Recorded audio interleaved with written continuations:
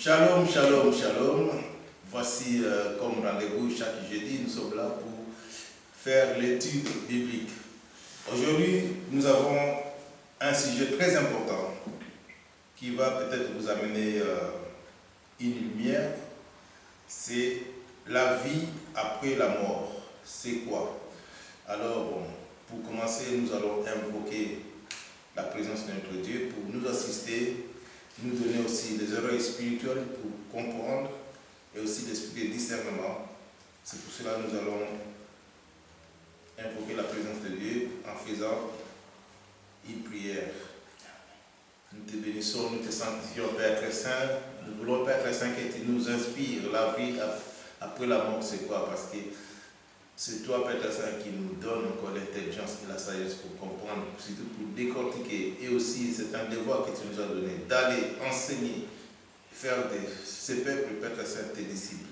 C'est pour cela, Père très saint, inspire-nous, parce que sans toi, nous ne pouvons rien faire. C'est pour cela que nous voulons te mettre en première position et le reste, toi, tu feras. C'est pour cela, Père très saint, utilise-nous, Père très saint, comme des instruments simples pour, Père très saint, encore diffuser ta parole, surtout répandre ta parole dans le monde entier. C'est pour ça, Père très saint, nous voulons, Père très saint, que tu puisses nous assister, soit notre alpha, soit notre oméga, du début jusqu'à la fin. Nous voulons te laisser cette prière, Père très saint, dans le nom précieux de notre Seigneur Jésus-Christ. Amen. Amen.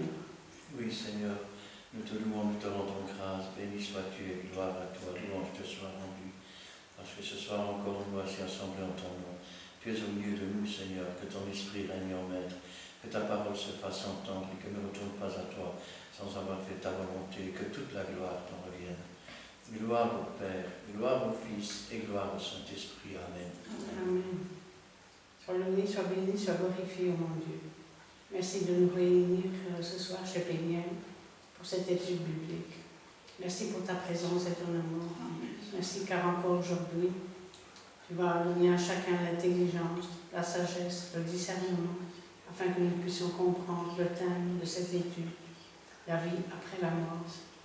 Donne à chacun, Seigneur, le discernement nécessaire afin de comprendre ce que tu veux nous apprendre à travers ta parole qui est vraie. Ouvre aussi les oreilles des auditeurs qui nous suivent afin qu'eux aussi puissent comprendre. Et aussi, Seigneur, si question il y a, faire un commentaire aussi à travers l'Internet, Seigneur, afin qu'il puisse être éclairé par les serviteurs de Dieu. Gloire et puissance soit rendue dans le beau nom de Jésus. Amen. Amen. Merci pour ta présence au milieu de nous. Merci pour les auditeurs qui vont écouter, Seigneur Jésus Saint-Esprit, tous ces gens qui vont nous écouter et qu'ils puissent être touchés par ta parole, Seigneur Jésus Saint-Esprit.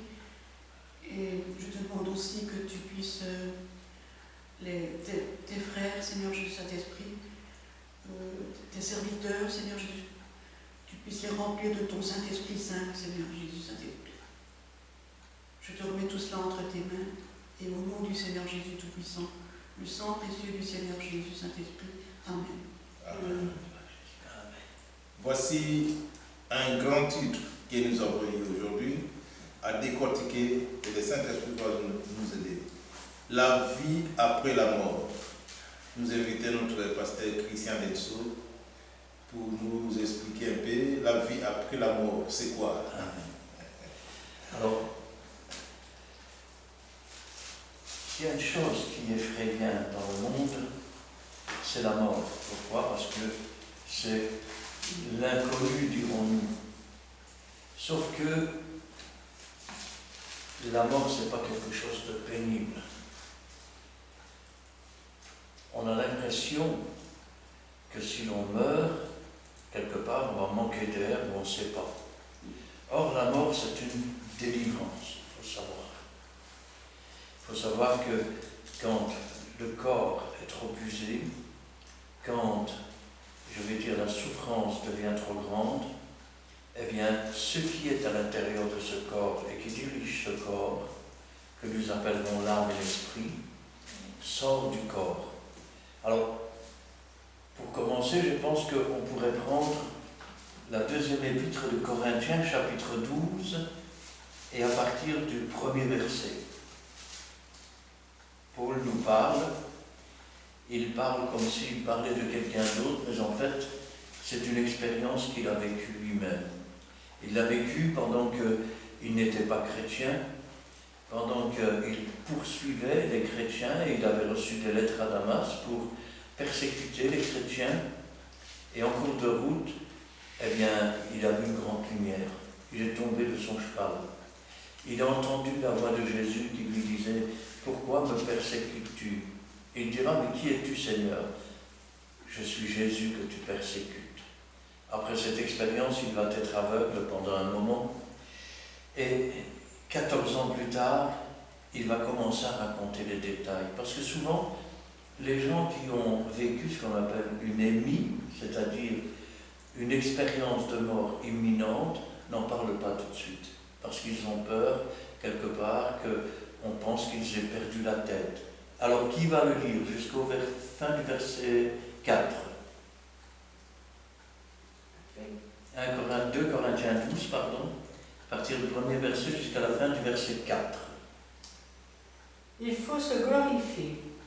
Cela n'est pas bon. J'en viendrai néanmoins à des visions et à des révélations du Seigneur. Je connais un homme en Christ qui fut, il y a 14 ans, ravi jusqu'au 3e ciel. Si ce fut dans son corps, je ne sais. Si ce fut hors de son corps, je ne sais. Dieu le sait. Et je sais que cet homme, si ce fut dans son corps ou sans son corps, je ne sais. Dieu le sait, fut enlevé dans le paradis et qu'il entendit des paroles ineffables qu'il n'est pas permis à un homme d'exprimer. Amen. Amen. Voilà déjà quelques petits détails sur ce qui se passe, je vais dire, après la mort. Pour les gens qui sont passés par la mort, la première chose qui leur arrive, ils sortent de leur corps et ils se voient étendus. Parfois même, ils peuvent rapporter des conversations qui se sont tenues autour de son cadavre, en quelque sorte. La deuxième chose qui se produit, c'est qu'à un moment donné, ils sont comme aspirés par un tunnel. Et ce tunnel qui est, je vais dire, d'abord sombre et puis de plus en plus clair, aboutit à une lumière devant laquelle on est attiré. Paul dira « Je fus ravi au 3e ciel ». Alors le premier ciel, c'est bien sûr le ciel qu'on voit avec les nuages.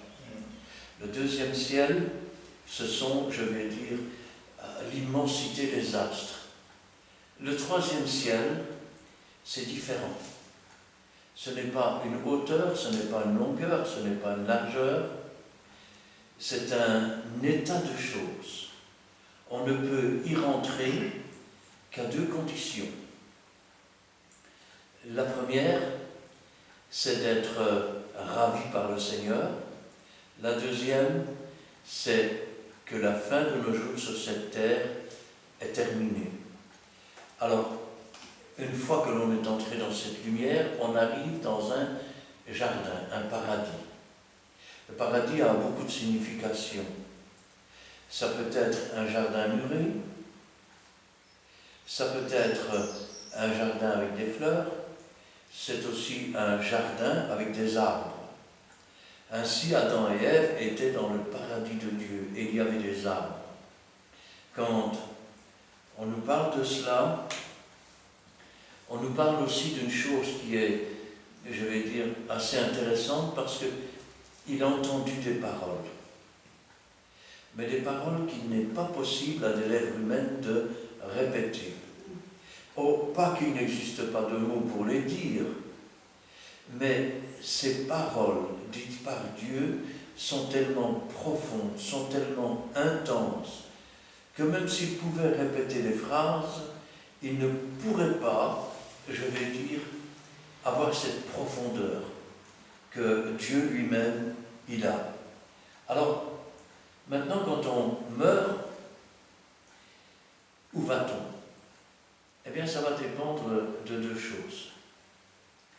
La première, notre conduite sur la terre. La deuxième, c'est d'avoir accepté ou pas Jésus.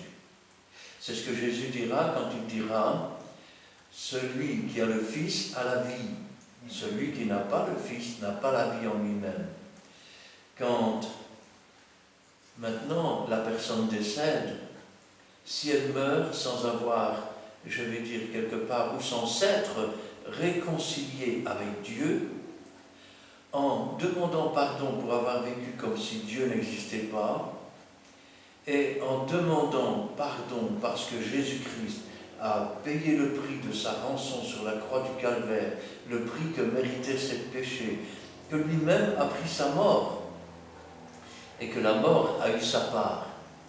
S'il n'accepte pas ce Jésus, alors la parole, elle aussi, s'inscrit. Le jugement, c'est que les hommes ont préféré les ténèbres à la lumière, parce que leurs œuvres étaient mauvaises. Alors, quels sont les endroits où on va? Alors, il y en a qui vous diront, on va en enfer. Sinon, on a accepté Jésus, on va au paradis. Je dirais simplement que, pour une fois, les témoins de Jéhovah ont raison. Le mot enfer signifie le trou où on dépose le mort. Alors, on ne va pas en enfer. On va dans un endroit qui est appelé en français le séjour des morts, qui est appelé les Hadès. Et nous pouvons d'ailleurs prendre la parole de Dieu, où on nous décrit ces deux endroits, dans Luc chapitre 16, et, petit instant, voilà, et à partir du verset 22. Alors, ce n'est pas une parabole, c'est une histoire. C'est l'histoire d'un riche qui mène brillante et joyeuse vie. Autrement dit, c'est un jet set, il fait la fête tous les jours. Et devant sa porte, il y a un homme qui s'appelle Lazare. Et cet homme, il essaye de se rassasier des miettes qui tombent de la table du riche. À un moment donné, les deux viennent à mourir. Le riche, il descend dans le séjour des morts, c'est-à-dire dans les Hadès, dans la géhenne. Et ce riche commence à s'exprimer, parce que de loin, il voit le pauvre. Il voit aussi Abraham, parce qu'il faut expliquer qu'à l'époque, Jésus-Christ n'avait pas encore donné sa vie. Et donc, rendu mort quant à la chair, vivant quant à l'esprit, il n'était pas encore descendu dans les encres de la terre, il n'avait pas prêché l'évangile à tous ceux qui étaient morts dans l'Ancien Testament. Comme dit le livre des Hébreux, ils sont tous morts sans avoir obtenu. Mais le jour où Jésus est descendu et a prêché l'évangile, ils ont reçu. Et il les a emmenés sur les hauteurs. C'est ce qu'il avait dit à ce brigand lorsqu'il a dit « Aujourd'hui même, tu seras avec moi dans le paradis ». Alors,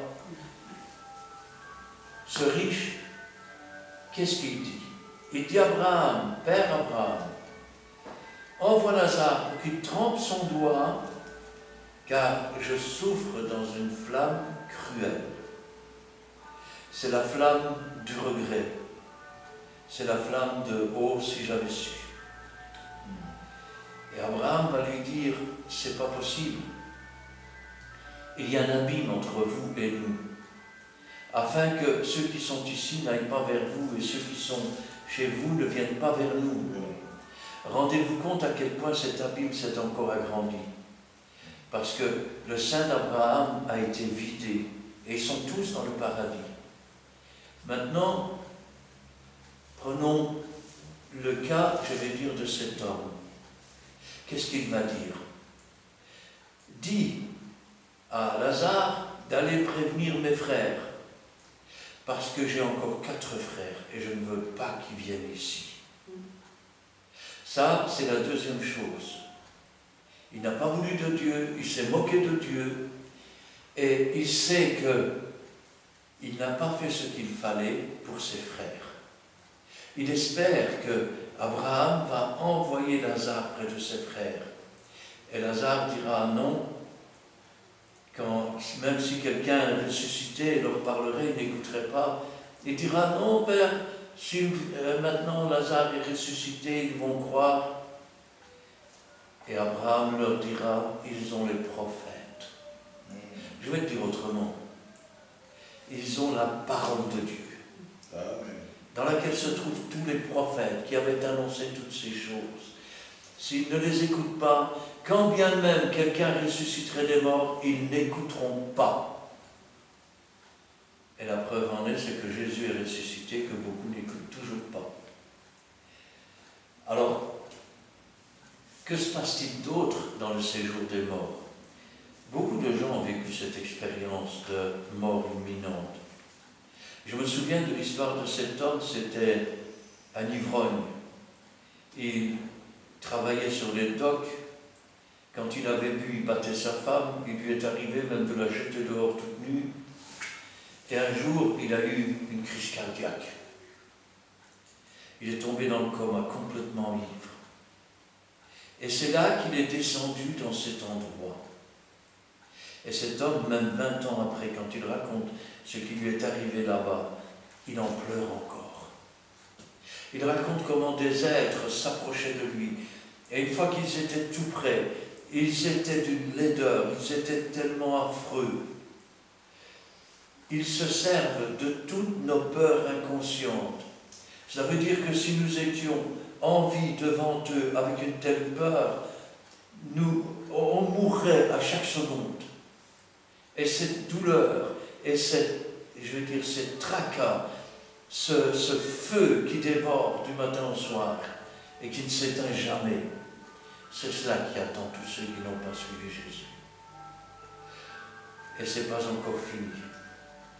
Parce que quand on regarde dans la Bible, eh bien, ils vont rester dans ce séjour des morts, où il y a des pleurs, où c'est tellement terrible qu'on entend les dents grincer de ceux qui sont dedans. Et quand le temps sera terminé,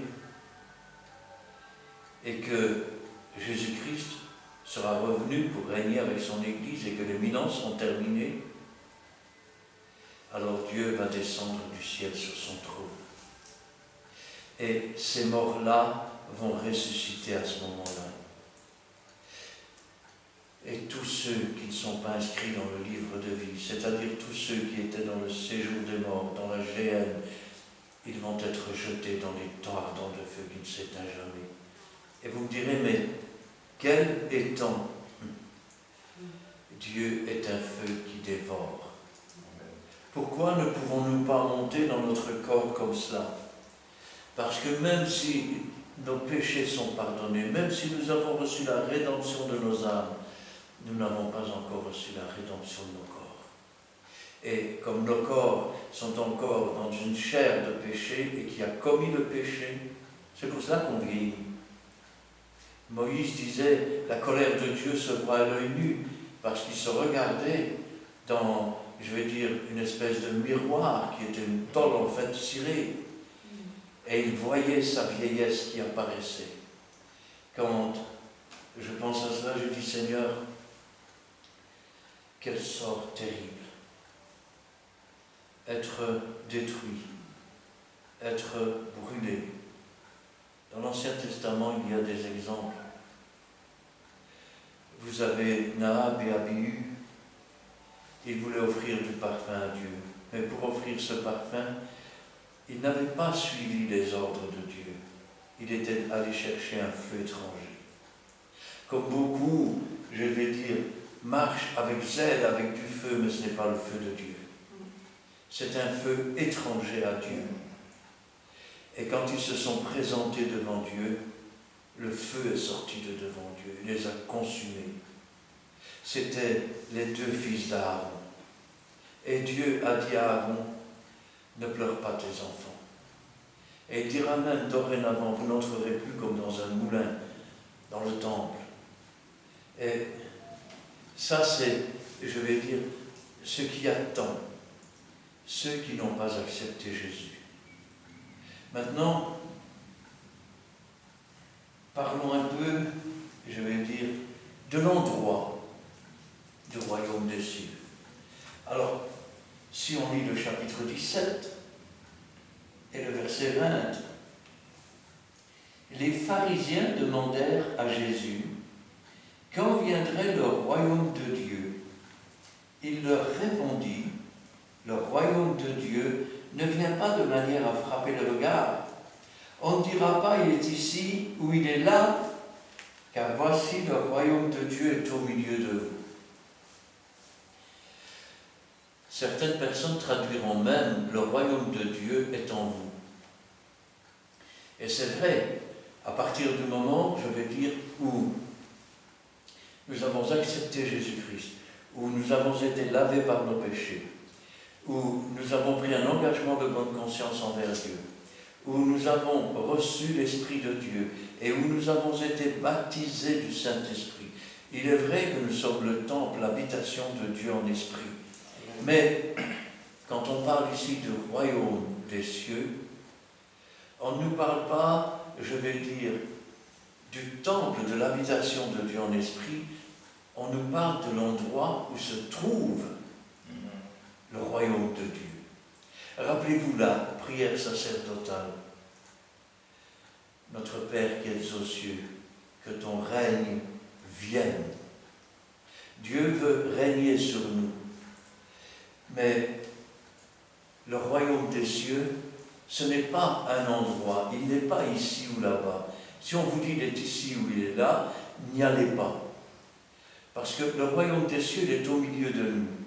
Et vous me direz, mais s'il est au milieu de nous, pourquoi on ne le voit pas? Jésus n'a-t-il pas dit, là où 2 ou 3 sont assemblés en mon nom, je suis au milieu d'eux. Et pourtant, seuls ceux qui ont le cœur pur et qui regarderont cette vidéo pourront voir Jésus. Heureux ceux qui ont le cœur pur, car ils verront Dieu. Pourquoi ne voyons-nous pas le royaume des cieux? Parce que nous sommes dans une chair qui a péché. Et que cette chair doit être consumée par la vieillesse. C'est le salaire du péché. Et que cette chair doit disparaître. Parce que la chair et le sang n'héritent pas le royaume des cieux. Ça veut dire que, quelque part, il est impossible à l'homme d'entrer dans le royaume des cieux comme ça. Il doit soit mourir, et ainsi son âme se sépare de son corps, et là, il entre par ce qu'il appelle un tunnel, et au bout de ce tunnel, il y a une lumière, il y a un jardin, mais on ne sait pas exprimer les couleurs comme ici. Tout est lumineux, tout est parfait. Il y a aussi même un pont, il y a des gens qui sont morts, partis avant nous. Mais il y a aussi Jésus dans ce jardin qui se tient debout.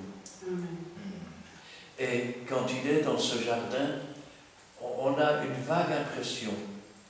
C'est l'impression que si Jésus disparaît, le jardin disparaît avec lui. Et c'est une chose qu'on ne peut pas exprimer.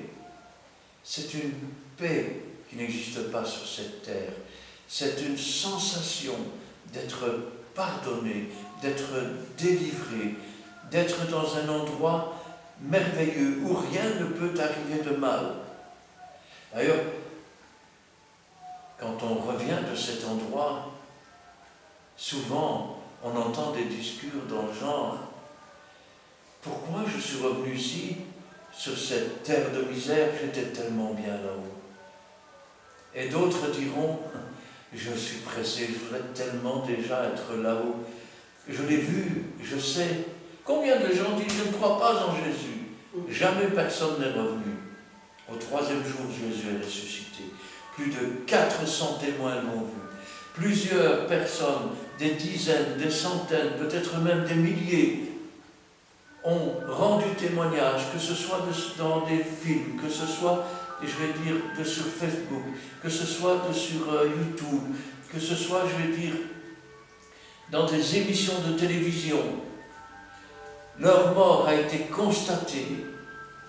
Et ils racontent comment ils sont sortis de leur corps, comment ils ont vu leur corps là-bas, comment ils avaient envie de dire à tous ces gens qui s'affairaient, mais arrêtez, je suis bien, je me sens bien. Et le problème, c'est que souvent, au moment où ils sont rentrés à nouveau dans leur corps, toutes les douleurs ont recommencé. Ça, c'est ce qui se passe après la mort. Alors, le royaume des cieux, c'est un peu comme Jésus, quand il marche avec ses disciples vers Emmaüs, on en a parlé. Leurs yeux étaient empêchés de le reconnaître. Pourquoi?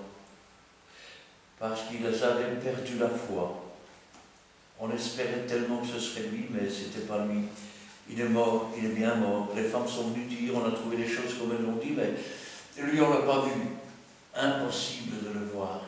Et dans la vie d'un chrétien, si tu manques de foi, tu ne verras pas la main de Dieu agir. Tu statueras sur ce qui vient d'arriver comme le hasard, la providence.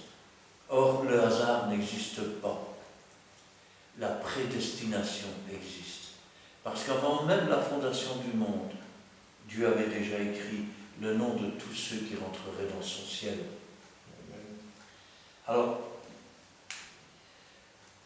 comprenons maintenant que le royaume des cieux, il est là, devant, derrière, autour. Et vous me dites, mais c'est pas marqué dans la Bible. L'ange de l'Éternel ne campe-t-il pas autour de ceux qui le craignent? Amen. L'avez-vous vu? Vous me direz non. Et si je vous disais que certains ont reçu des anges sans le savoir? C'est marqué dans la Bible. Pour avoir fait preuve d'hospitalité, ils ont reçu des anges sans le savoir.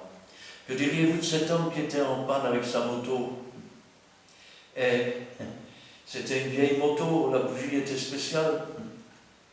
Alors il avait retiré la bougie, il avait essayé de la remettre, elle ne démarrait pas.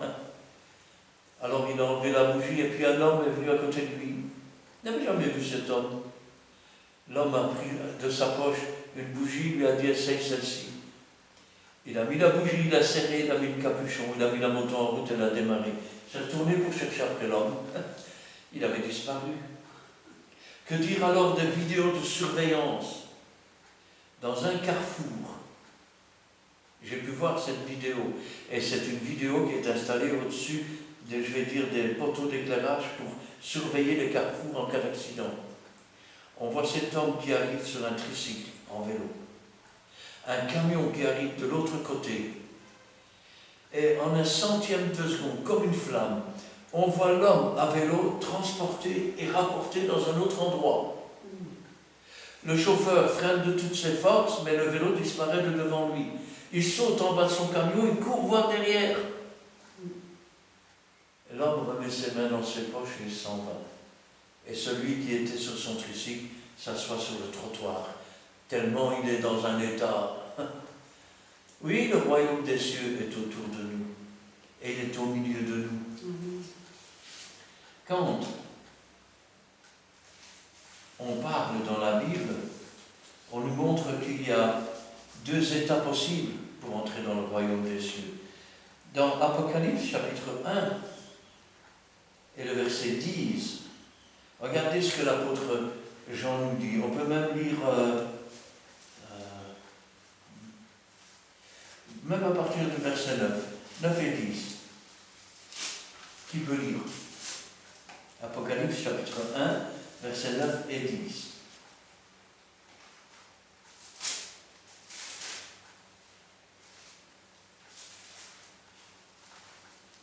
C'est le dernier livre de la Bible.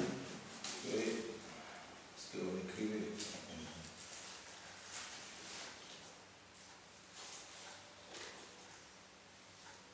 Apocalypse 1.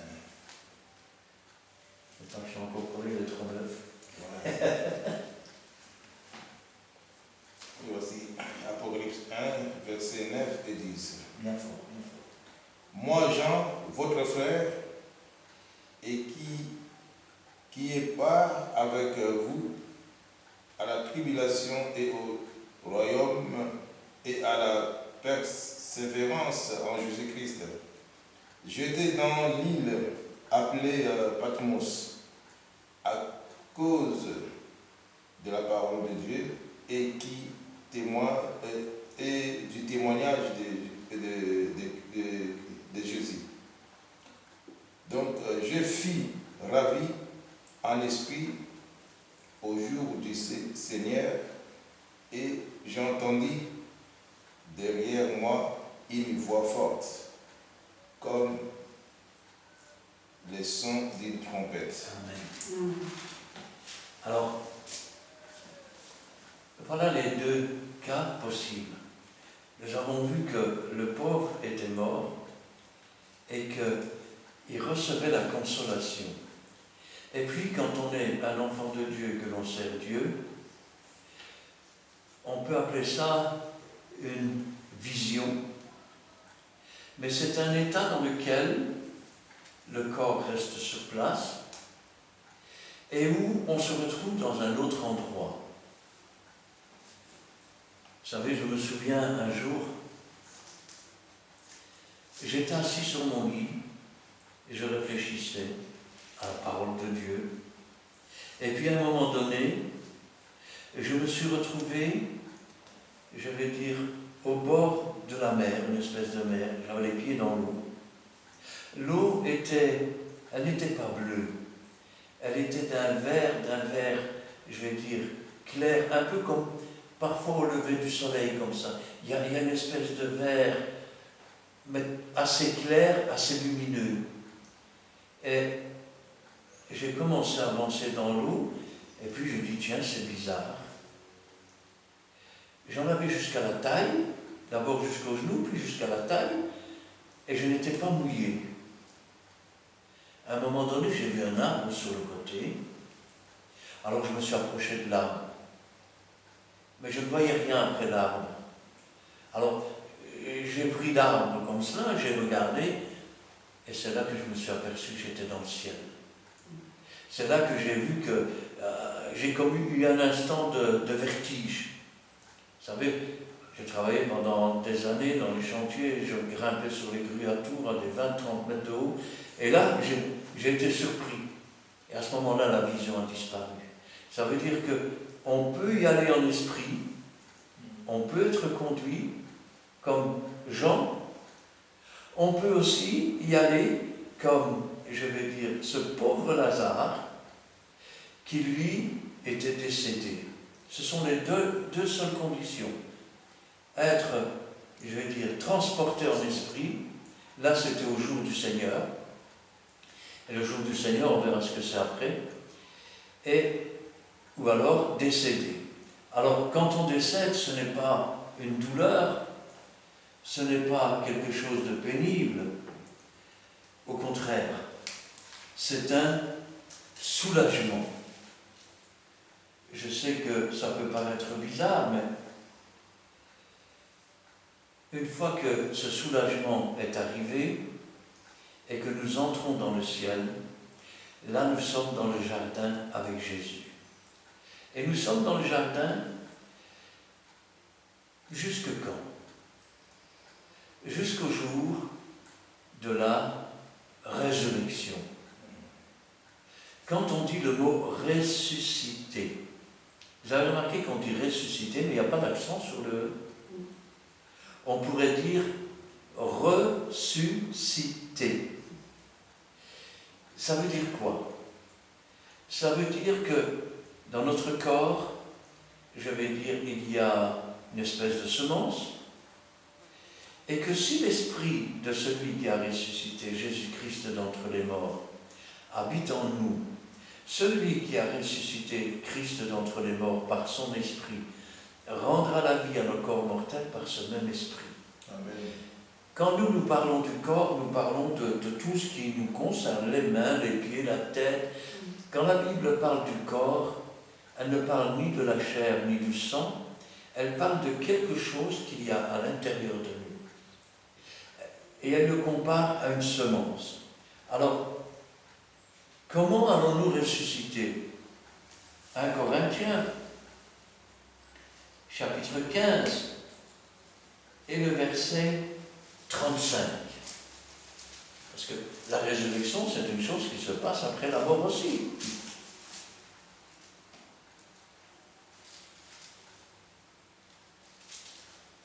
Qui va lire du verset 35 petit instant.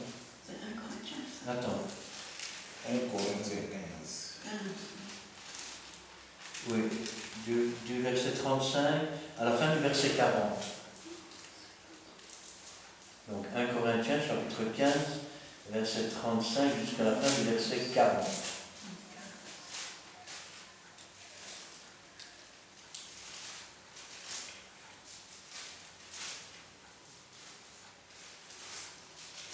Actes, Romains, Corinthiens.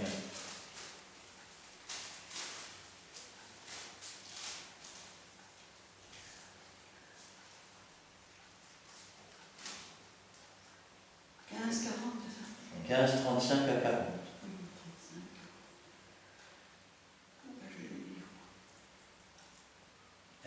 Mais quelques-uns diront comment les morts ressuscitent-ils et avec quel corps viennent-ils?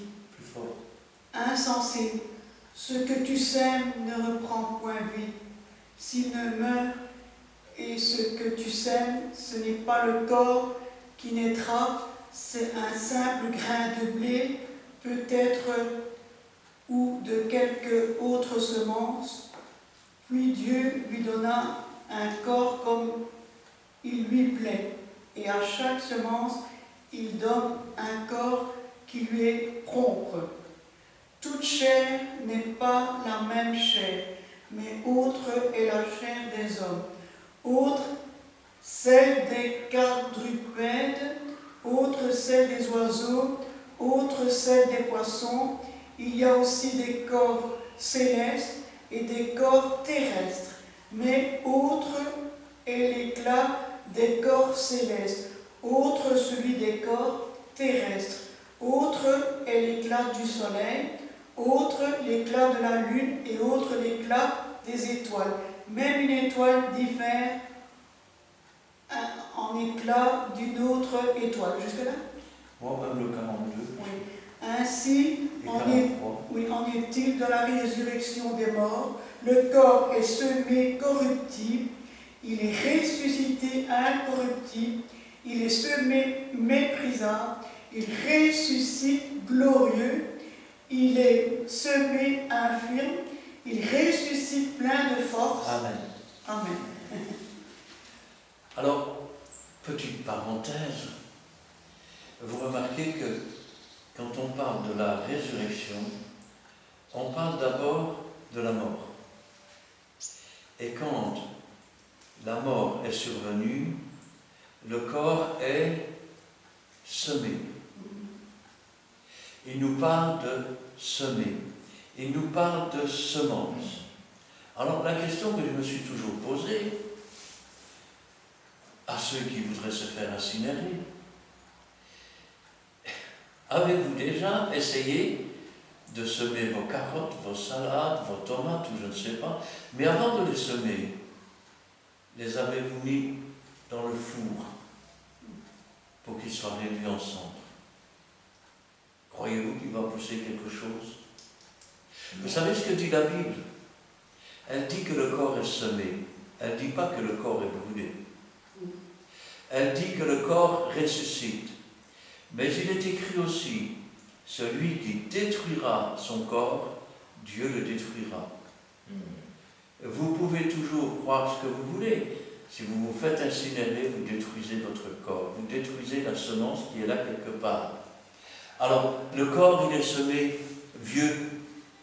Le corps, il est semé infirme. Ben oui, parce qu'avec l'âge, on attrape de l'arthrose, on attrape mal au dos, on a mal aux genoux, on a mal aux pieds, on a un cœur fragile, on a des yeux qui voient de moins en moins, on a de moins en moins de dents, pas facile pour manger le beefsteak. Et puis, on a les oreilles qui commencent à devenir un peu sourdes. Enfin bref, on est comme une vieille voiture qui s'en va tout doucement à la casse. Mais à partir du moment où nous sommes morts, nous devons être semés. Qu'est-ce que Dieu a dit? Tu es poussière, car nous avons été tirés de la poussière de la terre, et nous retournerons à la poussière. Nous devons retourner à la terre. Vous savez, quand on ne donnait que cet exemple, quand on parle des mages d'Orient qui étaient venus pour la naissance de Jésus, eh bien, ces hommes étaient de la 6e tribu médo-perse. Et Dieu les avait choisis. Vous connaissez leur particularité? ils ne brûlaient pas les corps, contrairement à beaucoup de peuples qui les entouraient. Ils avaient de grandes tours avec des grillages, ils mettaient les corps dessus pour que les corbeaux viennent les manger. Et Dieu veut que l'on mette les corps en terre pour que les moulons viennent les manger. Ça fait partie d'un cycle de la vie. Quand la Bible nous parle de la résurrection, ça veut dire que Dieu va non pas créer un nouveau corps. On ne parle pas ici d'une réincarnation. Il n'est pas ici question pour notre âme de sortir de notre corps et puis d'entrer dans un autre corps que Dieu aurait fabriqué ou, comme chez les bouddhistes par exemple, attention, n'écrasez pas la mouche, c'est peut-être votre belle-mère, on ne sait jamais, à moins que vous ne l'aimiez pas, c'est autre chose. Hein? La résurrection, Dieu rendra la vie à vos corps mortels. Amen. Ça veut dire qu'il y a là, quelque part, quelque chose dont Dieu va se servir et avec lequel il va faire un nouveau corps. Il va ressusciter le corps à partir de cette semence. Quand vous mettez une semence dans la terre, tenez, prenons l'exemple de la graine de sénévé. C'est la plus petite des semences. Vous la mettez en terre et puis elle commence à pousser jusqu'à devenir un arbuste. Quand vous mettez des semences de fleurs, la semence elle est toute petite. Et la plante qui pousse, parfois, elle est grande. Ça veut dire que ce qui est mis en terre n'est rien à côté de ce qui va ressusciter. Amen. Parce que ce qui va ressusciter sera glorieux, sera, je vais dire, saint, pur, parfait, à l'image même de Dieu Jésus-Christ.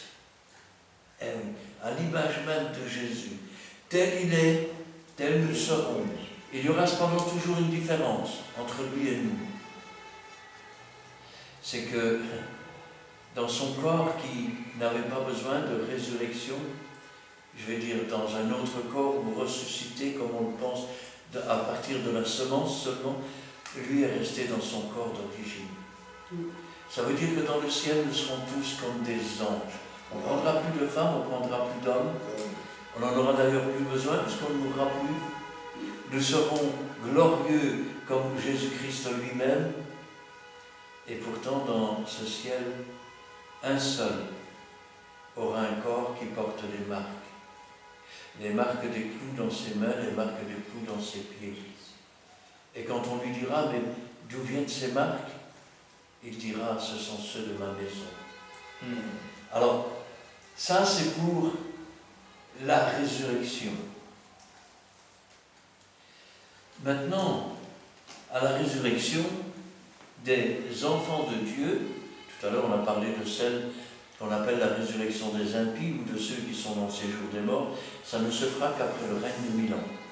Alors que la résurrection des enfants de Dieu, elle se fera, je vais dire, à un moment précis. Alors ici, je voudrais détruire un peu certaines doctrines qui disent que ce qui retient l'Antéchrist de paraître, c'est l'Église. Et que lorsque l'Église aura été enlevée, l'Esprit de Dieu sera enlevé de la terre, et que comme ça, le diable et l'Antéchrist pourront paraître. Alors tout ça, c'est faux. L'Esprit de l'Antéchrist est déjà à l'œuvre. Si vous lisez Matthieu 24, il est clairement établi, lorsque vous verrez l'abomination de la désolation établie, ne doit pas être. Ça veut dire que l'Église est toujours là. Ça veut dire que Israël même a accepté l'Antéchrist. Ça veut dire aussi que les deux chandeliers, c'est-à-dire les deux églises, vont être conduites à Jérusalem, mais pas dans n'importe quelle Jérusalem, la même où leur Seigneur a été crucifié. Quand Jésus a été crucifié, on l'a conduit hors de la ville. C'est parce que Jérusalem a déménagé. Et vous allez me dire, c'est possible ça? Oui. Quand David a coupé la tête de Goliath, il l'a planté sur le mont qu'on a appelé ensuite le mont du crâne, c'est-à-dire Golgotha, juste en face de la muraille des Jébusiens. Cette muraille des Jébusiens, c'est la prison d'Antonia, la forteresse Antonia, qui a servi de prison pour l'apôtre Pierre, où l'ange est venu le délivrer. Alors, c'est là que les 2 chandeliers, les 2 églises seront amenés, les 2 oliviers, les 2 témoins de Dieu. Vous recevrez une puissance sur vous et vous serez mes témoins. C'est là qu'ils seront égorgés. À partir de ce moment-là, tout se précise. Pourquoi? Parce que nous avons tout d'abord ce qu'on appelle les temps d'apostasie. Les temps d'apostasie, c'est le début de l'abandon de la foi. Il faut premièrement que l'apostasie soit venue. Et l'abandon de la foi, c'est ce qui se passe aujourd'hui pour beaucoup de chrétiens, beaucoup d'églises. Il faut ensuite qu'il y ait des tremblements de terre, qu'il y ait des guerres, des bruits de guerre, des famines, des pestes. C'est ce qui se passe tous les jours sur la terre aujourd'hui. Là, c'est les temps difficiles, lorsque vous verrez ces choses. Et puis encore un autre signe. Lorsque l'Antéchrist sera établi, il est dit, sachez que votre délivrance est proche.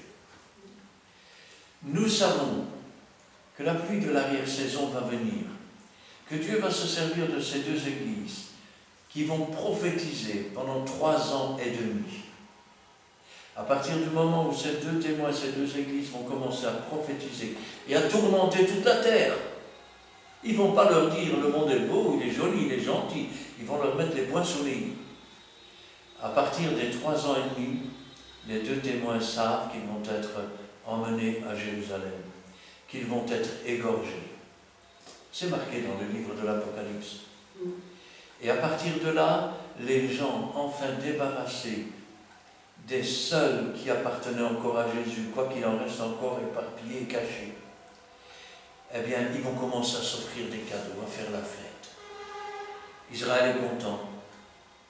Enfin, on peut dire que Jésus était un prophète et que nous avons maintenant l'Antéchrist. Sauf que, comme Jonas est resté 3 jours et 3 nuits dans le ventre du poisson, comme Jésus est resté 3 jours et 3 nuits dans le ventre de la terre, 3 jours et demi plus tard, un signal est donné. Une voix se fait entendre du ciel. Elle dit, montez ici. C'est l'enlèvement de l'Église. Et l'enlèvement de l'Église, nous pouvons le lire dans 1 Thessaloniciens chapitre 4 et à partir du verset 13. Nous ne voulons pas, frères, que vous soyez dans l'ignorance au sujet de ceux qui dorment. Remarquez les termes employés pour les enfants de Dieu. On ne parle pas de mort. Le salaire du péché, c'est la mort. Mais dans le livre de Dieu, ceux qui lui appartiennent et qui le servent, on dit, il ne fut plus parce que Dieu le prit. Il s'est endormi, il a rejoint ses pères. Et ici on nous dit que vous soyez dans l'ignorance au sujet de ceux qui dorment. On ne veut pas qu'ils soient dans l'ignorance, afin que vous ne vous affichiez pas comme les autres, qui n'ont pas d'espérance. Quelqu'un qui a l'espérance, quelqu'un qui a Jésus-Christ dans son cœur, quelqu'un qui a le Saint-Esprit, il parle, je vais dire, comme l'apôtre Paul, qui disait « la mort m'est un gain ». Tant que je suis en vie, que je prenne garde de ne pas tomber. Mais lorsque je suis mort, j'ai achevé ma course. Amen. La mort m'est un gain. Ça veut dire aussi que je voudrais déjà partir avec Jésus et être avec lui. Et d'un autre côté, il y a une chose qui nous retient. Nous ne voulons pas partir tant que nous n'avons pas terminé l'œuvre que Dieu a préparée pour nous. Ça, c'est la vie du chrétien. La mort n'est pas une défaite pour nous, elle n'est pas une souffrance, elle n'est pas une affliction. C'est une victoire, c'est une espérance. Amen. Afin que vous ne vous affligiez pas comme les autres qui n'ont point d'espérance. Car nous croyons que Jésus est mort et qu'il est ressuscité. Croyons aussi que Dieu ramènera par Jésus et avec lui ceux qui sont morts. Et là, il emploie le mot mort pour qu'on comprenne le mot ceux qui dorment. Amen. Voici en effet ce que nous vous déclarons d'après la parole du Seigneur. Alors, nous avons vu que ce n'est pas l'Église qui retient Jésus, puisque qui retient l'Antéchrist, puisque l'Antéchrist sera encore là. Alors, qu'est-ce qui peut le retenir? Puisque quand, je vais dire, les chrétiens sont enlevés, Israël s'enfuit dans le désert, c'est la vision de l'Apocalypse où vous avez la femme qui est sur la lune. La femme, c'est Israël qui a enfanté l'enfant. L'enfant lui a été retiré et il est monté au ciel. Et ensuite, vous avez la femme qui s'enfuit dans le désert. C'est Israël qui s'enfuit dans le désert. Vous avez la lune qui est changée en sang. Rappelez-vous la vision de Jacob, de Joseph, pardon, qu'il raconte à Jacob. J'ai vu le soleil, la lune et les 11 étoiles qui se prosternaient devant moi. Et la réponse de Jacob, veux-tu que moi, donc le soleil, ta mère, la lune, son épouse, et tes frères des 11 étoiles, ne nous agenouillons devant toi? Car Jésus-Christ est le soleil de justice. Amen. Qu'est-ce qui reflète la lumière du soleil? C'est la lune. Et quand on nous dit que la lune sera changée en sang, il y a des chrétiens qui regardent le ciel, tiens, la lune est rouge, je crois qu'elle va se changer en sang. Mais c'est de l'épouse de Christ qu'on parle. Et quand, je vais dire, l'Église est enlevée, Israël, lui, est pour un temps des temps et la moitié d'un temps dans un lieu que Dieu a préparé. Voici en effet ce que nous vous déclarons. Qu'est-ce qui retient alors encore l'apparition et l'enlèvement de l'Église? C'est le temps. Au temps fixé par Dieu. Rappelez-vous ce que Jésus dit quand il est arrêté dans le jardin de Gethsémani. C'est ici l'heure des ténèbres. Le temps était venu pour lui de souffrir. Comme au moment venu, un signal donné. C'est Dieu qui donne le signal quand le temps est accompli. À la voix d'un archange, Jésus-Christ, comme il est marqué ici d'ailleurs. Voici en effet ce que nous vous déclarons d'après la parole du Seigneur. Nous, les vivants restés pour l'avènement du Seigneur, nous ne devancerons pas ceux qui sont morts. Alors, Dieu est un Dieu d'ordre. La première chose qui va se passer, c'est que premièrement, les morts en Christ vont ressusciter. Ça veut dire que tous ceux qui ont cru en Jésus, depuis il y a plus de 2000 ans d'ici, et qui sont morts dans la foi, dans la crainte de déplaire à Dieu, remplis de l'Esprit de Dieu, et avec l'Esprit de Dieu en eux, vont sortir de leur tombeau. Ils vont sortir de leur tombeau, dans des corps majestueux et glorieux. Nous ne devancerons pas ceux qui sont morts, car le Seigneur lui-même, un signal donné à la voix d'un archange et au son de la trompette de Dieu, descendra du ciel. Mais attention, là aussi je vais détruire beaucoup de doctrines. Quand il dit il descendra du ciel, il ne va pas poser ses pieds sur la terre, mais il va apparaître des nuées. Je vais le dire autrement. Il va sortir du royaume des cieux, il va apparaître sur le royaume de la terre. Et comme il est dit ici, et les morts en Christ ressusciteront premièrement. Ensuite, nous les vivants qui serons restés, nous serons tous ensemble enlevés avec eux sur les nuées. Amen. Je vais vous dire, priez pour que ces choses n'arrivent pas en hiver. Parce que, rappelez-vous que tout de suite après l'enlèvement de l'Église, le diable est jeté sur la terre. Israël va se sauver dans le désert. Si ces jours arrivent en hiver, il y aura une détresse telle qu'il n'y en a jamais eu, qu'il n'y en aura plus jamais sur la terre.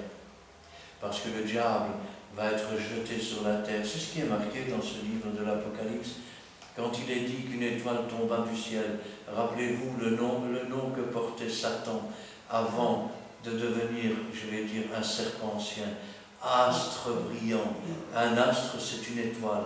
L'étoile tombe du ciel, elle entraîne avec elle le tiers des étoiles. C'est-à-dire que tous les démons qui se trouvaient dans les lieux célestes sont jetés sur la terre. Je plains tous ceux qui vont rester. Les plus malheureux, ce sont ceux qui auront pris à la légère la parole de Dieu. Parce que quand le monde dira des millions de gens ont disparu, quelqu'un alors dira, ils sont avec Jésus. Ils sont avec Jésus. Et ces chrétiens qui ont pris à la légère la parole de Dieu seront les plus malheureux de sur toute la terre. Parce que Jésus est venu et ils sont restés là. Je me souviens, ça se passait à temps premier à l'époque, on avait changé les heures. Et un chrétien était venu 1 heure plus tôt. Il a été voir chez le pasteur, mais le pasteur était parti chercher des gens. Il a frappé à la porte de l'église. Rien du tout. Il a commencé à être effrayé. Et puis à un moment donné, vous savez ce qu'il s'est dit? Jésus est venu. Ils sont tous partis avec Jésus. Et moi, je suis resté là. Quand le pasteur est arrivé, il était assis sur les pierres et il pleurait comme une madeleine parce qu'il avait réalisé qu'il avait pris la parole de Dieu à la légère. Et croyez-moi qu'après cette expérience, il a marché droit sur le chemin étroit. Amen. Ensuite, nous les vivants, nous serons tous ensemble enlevés avec eux sur les nuées, à la rencontre du Seigneur, dans les airs. Et ainsi, nous serons toujours avec le Seigneur. Amen. Ça, c'est ce qui arrive après la mort, pour le chrétien. Mais ce n'est pas fini. Parce que quand nous arrivons dans le ciel, c'est marqué dans le livre de l'Apocalypse, il y a les noces de l'agneau. Ça veut dire qu'on va faire un avec Dieu. Jusqu'à présent, comme notre corps ne pouvait pas entrer dans le royaume des cieux, notre âme était dans le jardin. Mais maintenant que nous sommes entièrement libérés, que nous sommes dans des corps purs, parfaits, sans tache, comme le tout premier Adam après sa création, nous entrons dans la maison de Dieu. Nous nous asseyons à table avec Dieu. Et là ont lieu les noces de l'agneau. Alors je pense qu'il y en a qui prêchent de ne pas se marier. Vous n'irez pas non plus pour les noces de l'agneau parce que la fiancée va devenir l'épouse de Christ. Ça veut dire que nous serons comme lui il est. Nous le connaîtrons tel qu'il nous a connus. Cette phrase veut dire aussi que les deux deviendront un. Ça veut dire que comme Dieu est un avec son Fils, avec le Saint-Esprit, et comme personne n'agit sans l'autre, nous serons un avec Jésus, un avec le Saint-Esprit, un avec Dieu. Amen. Et là se trouvera un homme qui n'a pas revêtu un habit de noces. Il ne peut pas le revêtir, c'est le diable. Et quand Dieu entre dans la pièce, il regarde. Qui t'a permis d'entrer ici?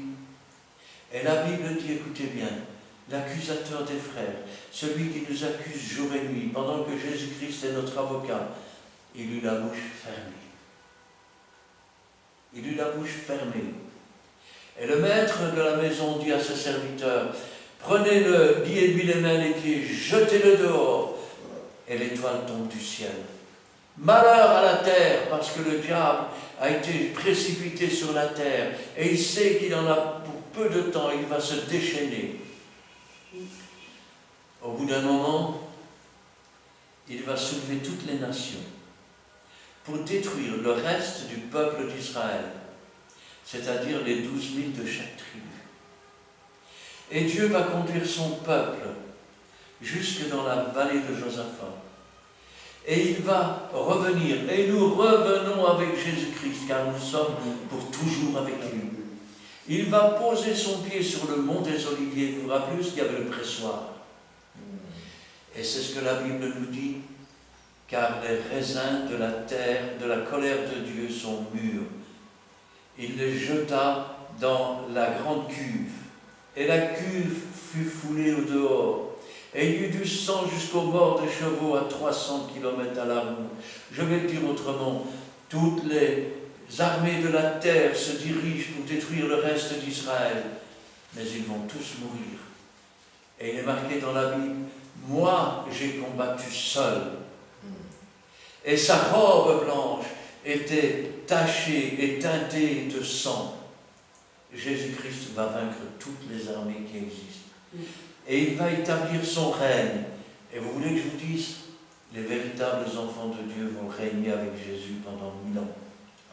C'est ce qui est marqué dans le livre d'Ésaïe. Le loup habitera avec l'agneau. L'enfant s'ébattra sur l'encre de la vipère. Il ne se fera aucun mal sur ma montagne. On brisera les outils de guerre pour faire des outils pour cultiver la terre.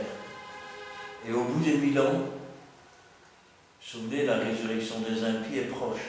Au bout des 1000 ans, les nations de Gog et de Magog vont se soulever. Elles vont investir le camp des saints. C'est alors que Dieu va descendre sur son trône. C'est alors que la deuxième résurrection a lieu. Vous savez, ceux qui sont jetés dans, que j'ai parlé tout à l'heure, qui sont jetés dans les temps ardents de feu, qui ne s'éteint jamais. Mais ce n'est pas encore fini. Ce n'est pas encore fini. Après cela, Dieu va rouler les cieux comme une couverture. La terre va s'enfuir, elle ne fut plus trouvée parce qu'elle était corrompue. Et Dieu va faire une nouvelle terre et des nouveaux cieux. C'est ce qui est marqué dans le livre de l'Apocalypse. Tenez. Je prends ici dans le chapitre 21 du livre de l'Apocalypse, du dernier livre.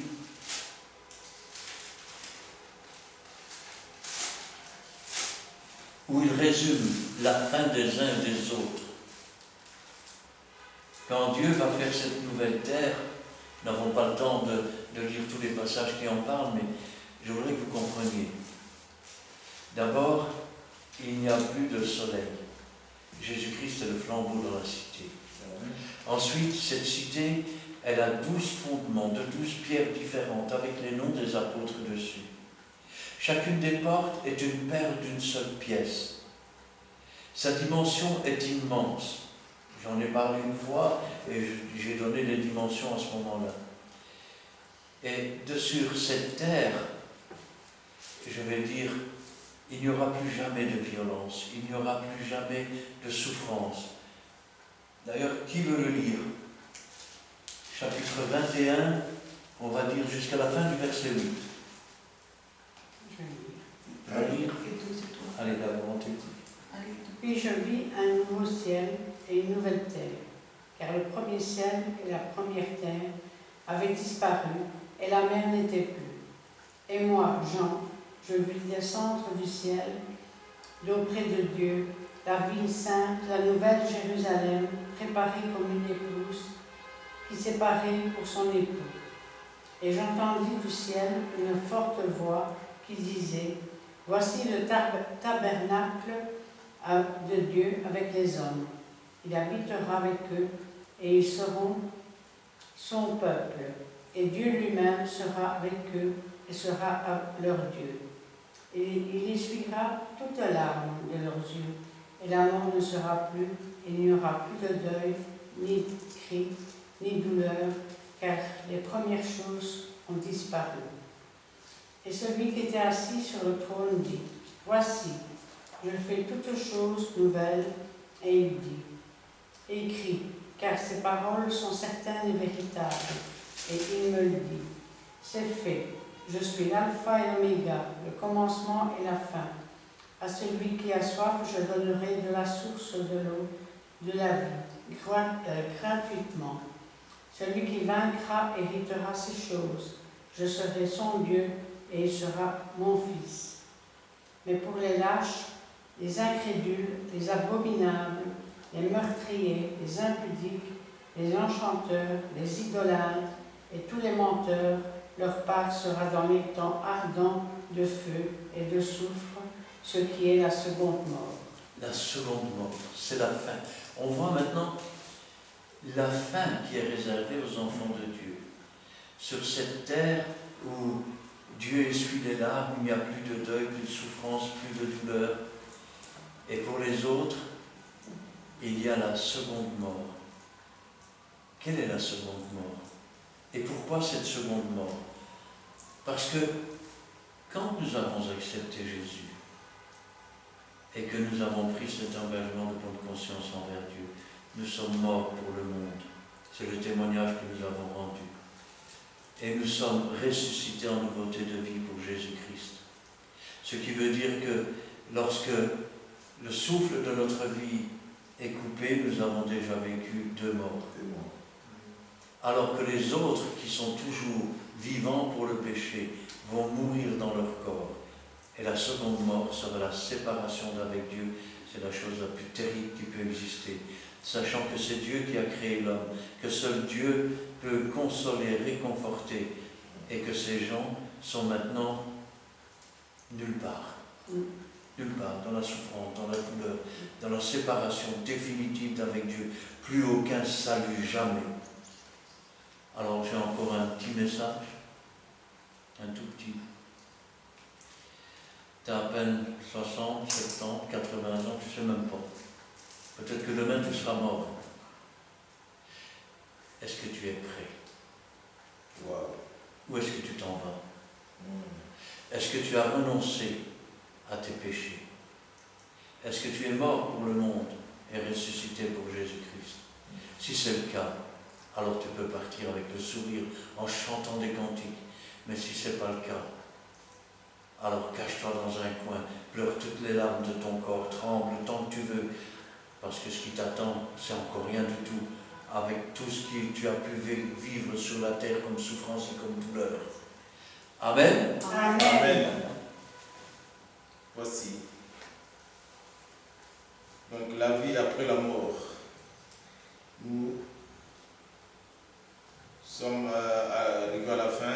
Donc voici, mais nous allons encore glorifier Dieu parce que Dieu nous a assistés. Nous allons mettre encore, nous allons commencer par la prière et nous allons terminer par la prière. Amen. Prions l'Éternel. Merci éternel Dieu pour cet éclaircissement, Père Saint, pour cet enseignement, Père Saint, la vie après la mort. Nous avons su, Père Saint, que Dieu est toujours, Père Saint. C'est lui qui nous donne la vie. Merci Dieu Tout-Puissant. Pense aussi, Père Saint, ce qui nous parle, Père Seigneur, c'est enseignement, de suivre nos vidéos, Père Saint, pour comprendre. Il est temps de Père Saint, qu'ils soient ces gens-là, que le Saint-Esprit puisse les toucher pour qu'ils se convertissent. Merci, Père Saint, pour la bonne marche que tu nous donnes encore, Père Saint, avec l'assurance. C'est pour ça, Père Saint, nous levons la tête, Christ à nous, l'Esprit. Merci pour ta gloire. Merci, Père Saint, pour aussi l'instrument que tu as utilisé. Père Saint, ce soir, nous voulons te dire merci. Merci aussi de nous avoir aussi enseigné. Bénis aussi notre chemin de retour. Dans le nom précieux de notre Seigneur Jésus-Christ. Amen. Amen. Oui, Seigneur, nous te louons, nous te rendons grâce. Béni sois-tu et gloire à toi, Seigneur. Parce que si aujourd'hui nous sommes pleins d'assurance, si nous sommes heureux et si nous attendons la mort avec impatience, c'est parce que toi-même, Seigneur, tu as souffert sur cette croix. Parce que toi-même, Seigneur, tu as été abandonné de tous. Parce que même Dieu, ton Père, a dû détourner les regards de toi. Et les ténèbres ont envahi tout autour de toi. Parce que tu portais nos péchés. Parce que tu portais nos transgressions. Et sois loué, sois exalté, Seigneur. Parce que tu es descendu dans le séjour des morts. Tu as déposé nos péchés dans le séjour des morts. La mort a eu sa part et elle n'a plus rien à réclamer. C'est toi qui as les clés du séjour des morts. C'est pourquoi, Seigneur, nous te louons, nous te rendons grâce, parce que tu es la résurrection, parce que tu es la vie, parce que tu es celui qui est, qui était et qui vient. Nous t'attendons, Seigneur. Et l'Église dit, viens, Seigneur Jésus. Et nous savons que toi, tu dis, voici, je viens bientôt. Que ta volonté soit faite et que toute la gloire t'en revienne. Amen. Amen. Merci, Seigneur, pour cette étude sur la vie après la mort que nous avons eue en ta présence, mon Dieu. Merci Seigneur, car tu as donné à chacun l'intelligence, la sagesse et le discernement afin de comprendre, Seigneur, ce thème qui est parfois difficile, Seigneur. Mais tu nous donnes, Seigneur, cette intelligence, Seigneur, afin de comprendre ce que tu attends de nous. Donne-nous, Seigneur, de retenir ces explications bibliques mais surtout de les mettre en pratique. Non pas comme nous le voulons, mais comme toi tu le désires, mon Dieu. Viens nous fortifier là où nous sommes faibles, mon Dieu, car nous voulons faire ta volonté. Nous voulons nous endormir pour ce monde, mais nous voulons être réveillés pour toi. Nous voulons être des sentinelles debout pour toi, Seigneur, et être prêts, Seigneur, quand tu viendras, Seigneur. Interviens, Seigneur, pour chacun de nous.